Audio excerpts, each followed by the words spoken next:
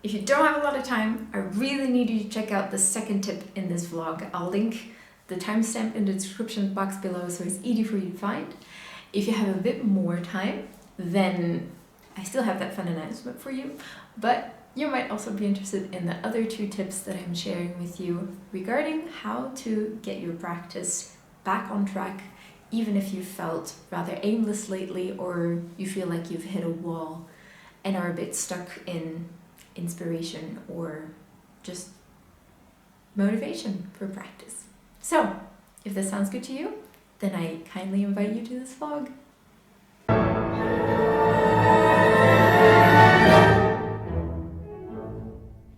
Hey guys, what's up and welcome back to the channel. If you're new here, my name is Nathalie, I'm a musician, and yes, I do realize that my hair is way too long and that it is probably gonna screw up my concentration during the whole time where I'm filming this vlog.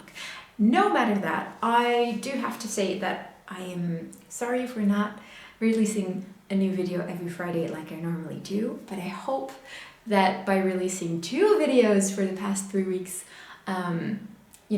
that I have made a peace offering to you. And why have I done that? Well, because I've basically started a new series. And if you're interested in practicing tips while seeing me struggle with one of my biggest fears, which is sight reading, then I have this new challenge for you, in which I am taking a brand new piece that I've never played before. The piece in this case is rather old, but it's a brand new piece for me. And I have basically practiced that for 15 minutes for 7 consecutive days, and after that I just let it go. And well, feel free to share some constructive feedback, because this is a series that, just like the vlogs, is going to evolve over time, and I'm always happy to hear from you guys. But maybe you're just here for the actual topic of the vlog, and in that case, then you came to the right place, and I should just stop rambling and get to the point. As a musician, whether you're a professional or an amateur, or you are still in school, you're already out of school, it doesn't really matter. We all go through these phases where practice seems to go super easy, you're very inspired, the new pieces come rather quickly, you're always super focused, it feels like everything is manageable, and yes, you're battling some problems along the way, but you feel like you're overcoming them, and that is naturally increasing the motivation. And then all of a sudden we kind of get out of that nice, comfortable zone, and all of a sudden it takes more effort to come to your instrument each day, or maybe you don't really have an actual goal that motivates you or helps you to really finish learning a piece or stuff like that. And so here are 3 very basic, hopefully easy tips that might help you get back on track. So, enough talk, or I guess the talking is just gonna start right now, but let's dive in.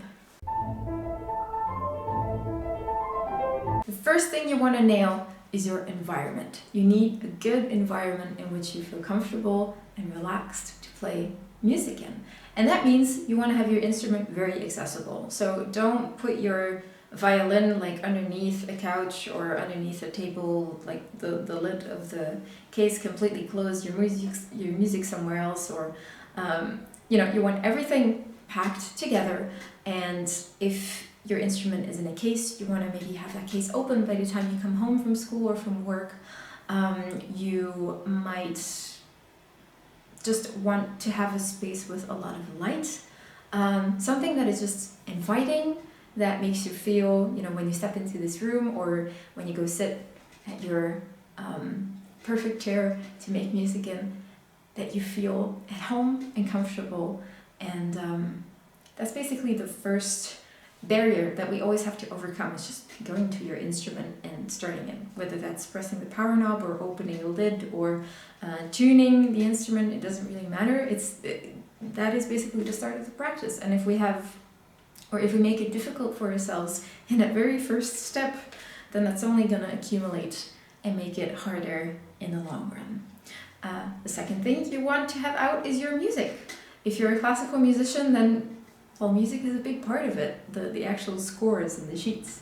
So you want to have those nicely neat, and if you have a lot of copies, you want to stick them together with tape. Please don't be one of those people who just have their copies all over the place and then one is upside down, and while you're playing you notice that it's upside down right when you enter the page.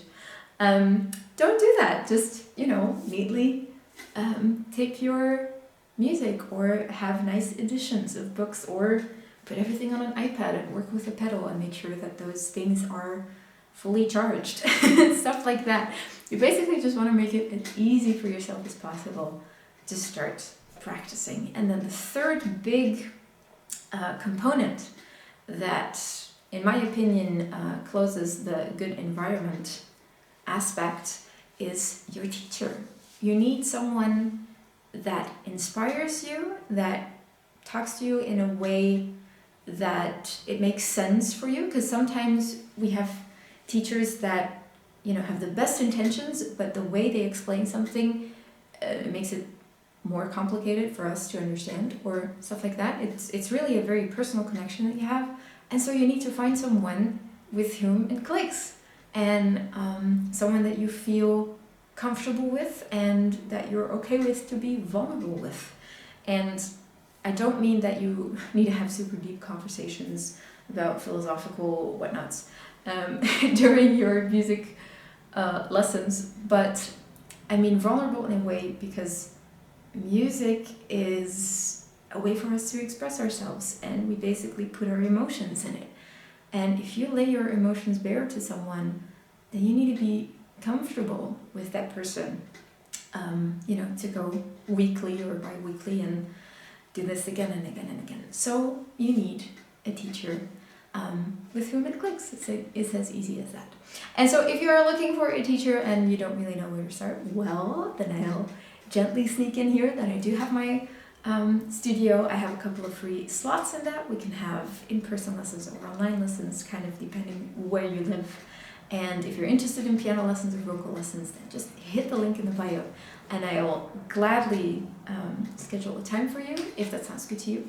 If you have found your perfect teacher for this time, then that's awesome. You have basically nailed the very first tip or step or whatever you want to call it into making your practice motivated and fun again. Basically, you want to expand your horizon as much as you can, and that means that every once in a while you might want to change your teacher, or you might want to check out masterclasses and festivals. And the internet has made so many incredible masterclasses available directly for us in our living room. We can very easily go check it out and get inspired, but nothing beats the in-person experience and the actual close one-on-one feedback of like a world-renowned pianist. And if that sounds good to you, well, then I can happily inform you that there is going to be a fabulous festival in Belgium between 18th and 20th of March, so 3 days, 18, 19, 20 of March, in Sint-Niklaas. The Piano Fest and its masterclass are going to happen. And you are going to basically experience 3 lessons with 3 fabulous pianists. That plus free access to all the Piano Fest events.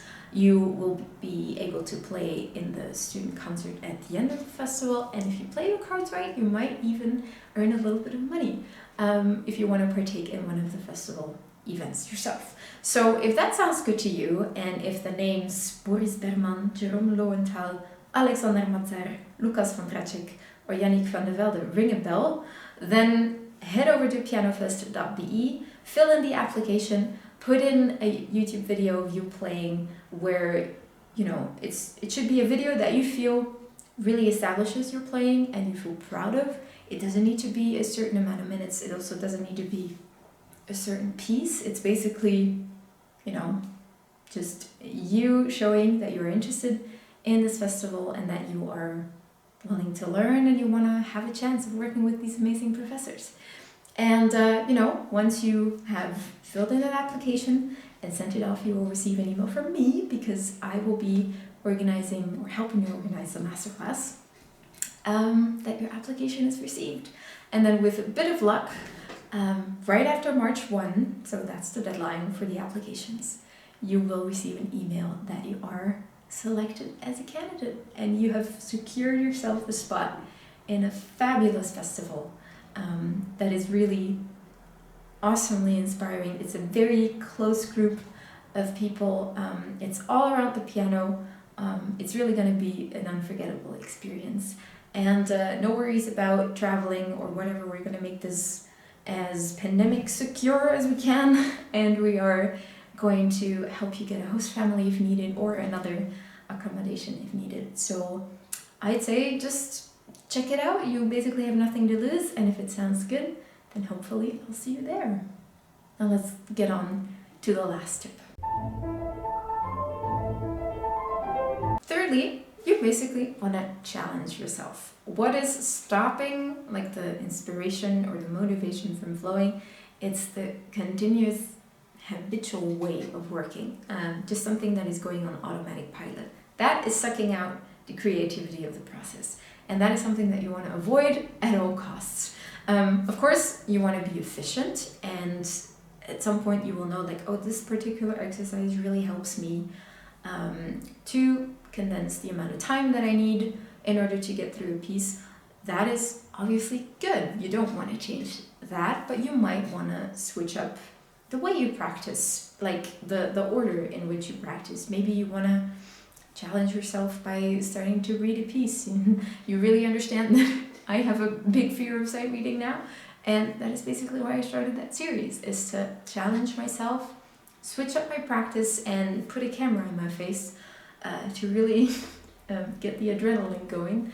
And you know, I survived, and it has actually helped me get back into a more fun way of practicing. Another way of doing that is create some deadlines for yourself. Maybe you want to have some recording sessions lined up. You might want to have a couple of concerts lined up. It could also just be a concert in your home for your roommates or for your family, for your friends. You might want to come together with some friends and just everyone brings a piece and you play together. You have some fun. You're getting to know more music. You are starting to listen more to one another, really, you know, connecting over the music and creating a story, and that can be enough to get you inspired again. Stuff like that. It doesn't have to be super hard. It doesn't need to be super challenging. But anything that gets you out of that automatic pilot mode is going to help you get back into the creative process and really enjoy the practice again. So those are the 3 tips. If you find this helpful, then maybe you want to let me know in a comment below, and you want to give this a thumbs up. My boyfriend is gonna laugh at me again for me not pronouncing the and the correctly. In any case, that's a personal matter. Thank you so much for watching. I really enjoyed having you here. If you like the content of this channel, then maybe you want to subscribe, which would be great. In that case, welcome to the family. And if you feel like this video might be helpful to someone in your environment, go ahead and share. I only make these videos to help you guys out and, you know, share that it's a process for all of us, whether we're professionals or non-professionals. It really doesn't matter. Life is just one big journey, and I firmly believe that expanding the comfort zone is a way to become better at living and having a more fulfilled life. So that's why I'm here, and I hope to see you again next week on Friday, I promise, with either a vlog or a music video. And another One Piece 1 Week challenge is in the making, but it will take me a little bit more time to edit all the stuff, because editing and getting out 2 videos each week is a lot more work than I anticipated. Nevertheless, it's coming, but just a little bit later. I'll see you again next week. Thanks again for watching. Bye bye.